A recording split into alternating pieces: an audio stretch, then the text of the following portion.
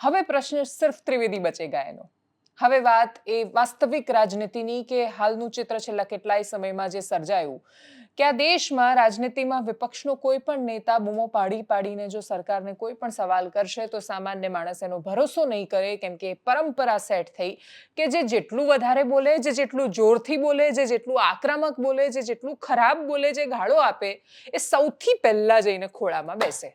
ગુજરાતની રાજનીતિમાં તો આપણે હાર્દિક પટેલથી માંડીને અલ્પેશ ઠાકોર સુધીના ચિત્રો જોઈ લીધા છે. છેલ્લે છેલ્લે નાના નેતાઓમાં રાજુ કરપડાને જોઈ લીધા, મોટા નેતાઓના પણ ચિત્રો જોઈ લીધા. દેશની રાજનીતિમાંથી પશ્ચિમ બંગાળની ચૂંટણીમાં સાયોની ઘોષ બહુ બોલતા હતા પશ્ચિમ બંગાળમાં, અને મહુવા મોઇત્રા અને સાયોની ઘોષે એટલા બધા વાયરલ થયા, અને એમાં સાયોની ઘોષ તો એટલી હદ સુધીનું પોલિટિક્સ કરતા દેખાયા, નજરે પડ્યા.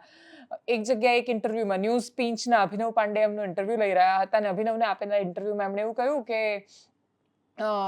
હું ચડ્ડા થોડી છું કે ચડ્ડી થઈ જાઉં, ગોશ છું હું તો.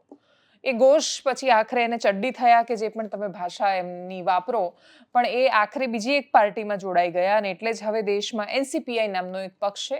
ત્રિપુરામાં ઇલેક્શન લડ્યો, એક એવી પાર્ટી જેની પાસે એક પણ સાંસદ નહોતા, એક પણ ધારાસભ્યો નહોતા, પણ સાયોની ઘોષના આપેલા આ પ્રકારના નિવેદનના કારણે જો એ સીધા જ ભાજપમાં જતા રહે તો પ્રશ્ન થાય, ઇમેજ પર સવાલ આવે ને, એટલે જ એના કારણે ભારતીય જનતા પાર્ટીનો પેચ થોડો ફસાયો. યુસુફ પઠાણ અહીંયા વડોદરામાં રહી રહીને બહુ જ બૂમો પાડતા હતા ને એવું કહેતા હતા કે જેમ ગુજરાતમાં ભાજપ છે એમ બંગાળમાં ટીએમસી છે, તૃણમૂલ છે, દીદી છે, ને દીદીના શાસનને તો કોઈ નહીં હલાવી શકે ને એ જ જીતવાના છે. ચૂંટણીના દિવસે એમણે અહીંયા વડોદરામાં આ પ્રકારનું નિવેદન આપ્યું હતું. એના પછી એ જતા રહ્યા દીદીને છોડીને. એટલે રાજનીતિમાં કોઈનું સગું નથી હોતું. આટલી હદ સુધી રાજનીતિમાં જેવા મમતા દીદીનું વહાણ ડૂબતું દેખાયું કે તરત જ પેલા ઉંદરડા બધા ભાગતા હોય. બશીર બદ્રાનો સરસ મજાનો શેર છે, હમણાં જ એમનું નિધન થયું. બશીર બદ્રાએ લખ્યું હતું કે દુશ્મની જમકર કરો મગર એ ગુંજાઈશ રહે, જબ કભી હમ દોસ્ત હો તો શર્મિંદા ના હોના પડે.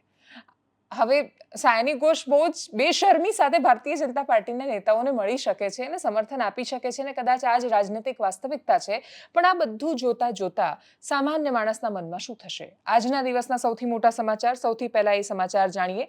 મમતા પછી વારો ઉદ્ધવનો છે. નામ આપવામાં આવ્યું છે ઓપરેશન ટાઈગર. ઉદ્ધવ ઠાકરેની શિવસેના ફરી એકવાર તૂટી. પક્ષના 9 લોકસભા સાંસદમાંથી 6 સાંસદે બળવો કરી દીધો છે. આખા ઓપરેશનને મીડિયાએ ઓપરેશન ટાઈગર નામથી સંબોધ્યું છે. બળવાખોર સાંસદોમાં ઓમરાજે નિંબાળકર, સંજય દેશમુખ, સંજય જાદવ, સંજય દીના પાટીલ, નાગેશ આષ્ટીકર અને ભાવસાહેબ વાગચોરે સામેલ હતા. આ મોટા ભંગાણ પછી હવે ઉદ્ધવ ઠાકરેની શિવસેના, એની પાસે લોકસભામાં માત્ર 3 જ સાંસદ બચ્યા છે.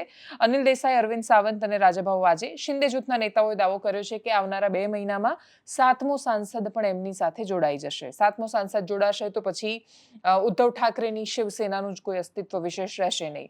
આ બળવો એવા સમયે થયો છે જ્યારે 19મી જૂને શિવસેનાનો 60મો સ્થાપના દિવસ છે. 19 જૂનના રોજ સત્તાવાર રીતે જ આ લોકો શિંદે જૂથની શિવસેનામાં સામેલ થવાના છે. બરાબર આ જ 2022નો એક્ઝિટ આ સમય હતો કે જ્યારે એકનાથ શિંદે ધારાસભ્યોને તોડ્યા હતા અને પછી શિવસેના આખી ખતમ કરી નાખી હતી, જે આજે મમતા બેનર્જીની સાથે થયું બિલકુલ એ રીતે. ઉદ્ધવ જૂથના નેતા સંજય રાઉત, તેમણે દિલ્હીમાં પત્રકાર પરિષદ યોજી હતી. ગંભીર આરોપ લગાવ્યો. એમણે કહ્યું કે માથાદીઠ 50 કરોડ રૂપિયા આપવામાં આવ્યા છે. 15 કરોડ રૂપિયા એડવાન્સ ચાર્ટર્ડ પ્લેનથી મોકલી દીધા છે. કોંગ્રેસના સિનિયર નેતા જયરામ રમેશ, નાના પટોલે એમણે આક્રોશ વ્યક્ત કર્યો.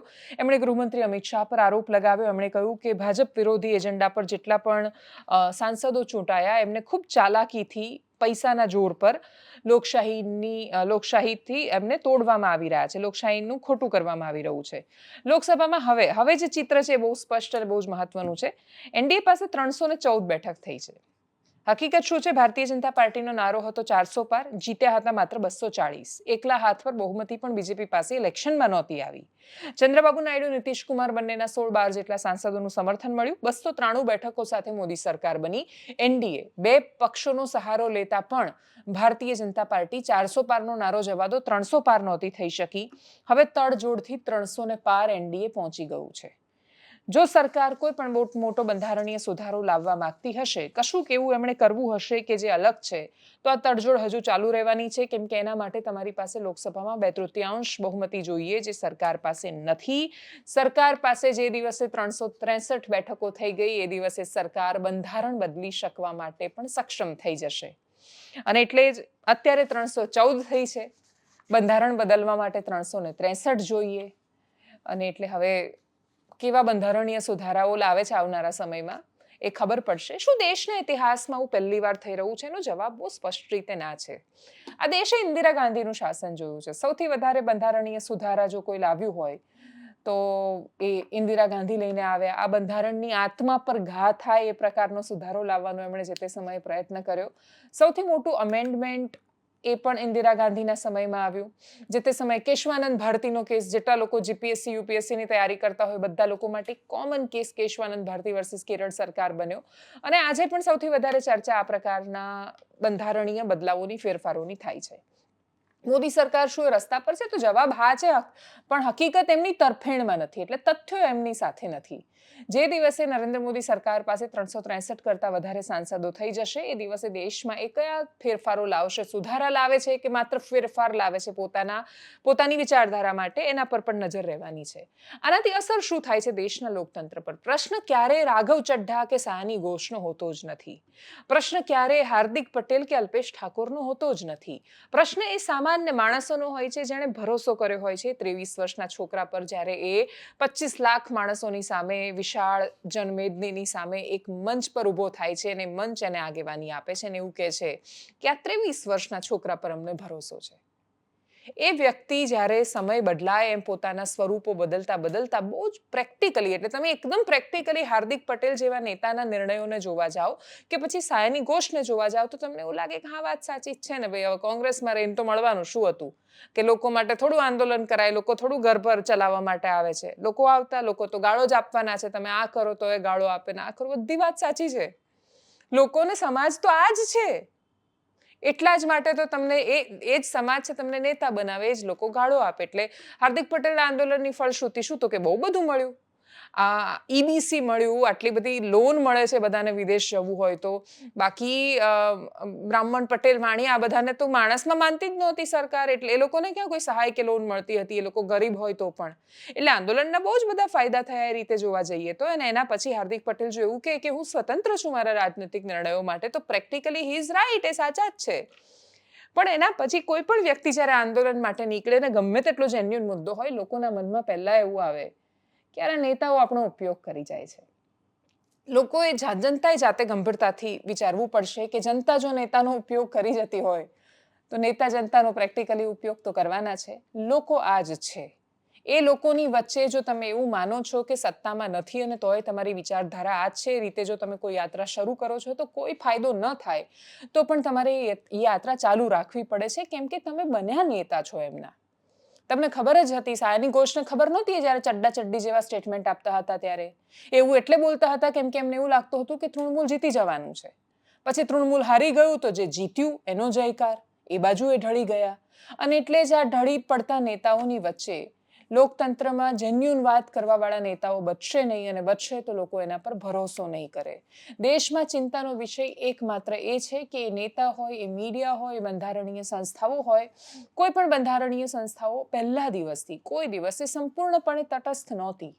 પહેલા દિવસથી એના પર કોઈને કોઈ પ્રશ્નો ઉઠતા આવ્યા છે. એટલે તમે દેશની પહેલી ચૂંટણી 1952ની જુઓ કે 2026ની જુઓ, પ્રશ્નો કરવા માટે તો 52માં એ હતા ને 26માં એ હતા.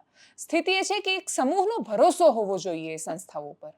લોકોને એવું લાગવું જોઈએ કે પોલીસ અમારા માટે છે, લોકોને એવું લાગવું જોઈએ કે મીડિયા અમારી વાત કરે છે, લોકોને એવું લાગવું જોઈએ કે સીબીઆઈ અમારા માટે કશું કરશે, લોકોને લાગવું જોઈએ કે ઈડી બધાના ઘરે જાય છે. એ ખાલી ભાજપમાં તમે ન હોવ તો જ જાય અને પછી તમે ભાજપમાં જાઓ એટલે તપાસ બંધ થઈ જાય, એવું નથી કરતી. લોકોને લાગવું જોઈએ કે અદાલતો એમના માટે છે. લોકોને એવું લાગવું જોઈએ કે અવાજ ઉઠાવતા નેતાઓ શેષ બચ્યા છે, કેમ કે લોકોને જે દિવસે એવું લાગવાનું બંધ થઈ જશે ત્યારે એ નિરાશ નહીં થાય, એ અરાજક થશે. અને એટલે જ જો તમે એવું ઈચ્છો છો કે દેશમાં અરાજકતા ન ફેલાય તો એટલું યાદ રાખવું પડશે કે જ્યાં સુધી એ હજારો લાખો કરોડો માણસો આમ સ્ક્રોલ કરી કરીને રીલ જોવામાં અને પોતાનો ગુસ્સો સોશિયલ મીડિયામાં કોઈના પર ઢોળી દેવામાં અથવા બીજાના માથા પર જવાબદારી નાખવામાં, એ પોન્જી સ્કીમ જ્યાં સુધી એકબીજાના માથા પર ટોપી પહેરાવવામાં ચાલી રહી છે ત્યાં સુધી વાંધો નથી.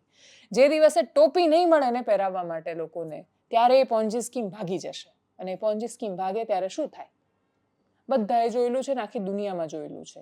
સરકાર પાસે એટલી માત્ર અપેક્ષા કે રાજનીતિમાં ચાણક્ય નીતિના નામ પર જે પણ કરો એ જો રાષ્ટ્ર કેન્દ્રમાં નહીં હોય, જો બધું જ દેશ માટે નહીં થતું હોય અને જો માત્ર પોતાના સ્વાર્થ માટે થતું થઈ જશે તો પછી પરિણામો આખી દુનિયાએ જોયેલા છે. એ દિશામાં દેશ ન જાય એવી અપેક્ષા